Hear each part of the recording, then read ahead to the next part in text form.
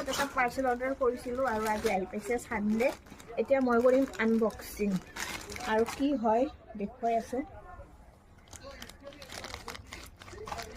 কেঁচিখনৰ কাম নাই দে, হাতেৰে ফালি দাও।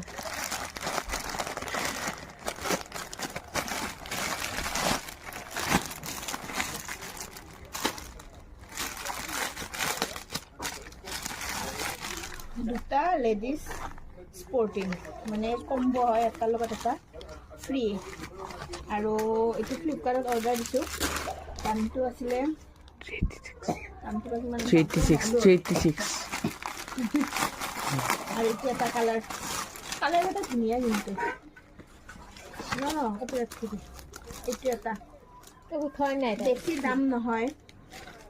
মুখখন উঠাবি মোৰ উঠাছো দে, গেছ চেছ উঠে মুখ উঠালি। কালাৰ এটা ধুনীয়া, তোক নধৰে মোবাইলটো। কোৱালিটিও ধুনীয়া, কিন্তু ঠাণ্ডাত পিন্ধিব বঢ়িয়া হ'ব।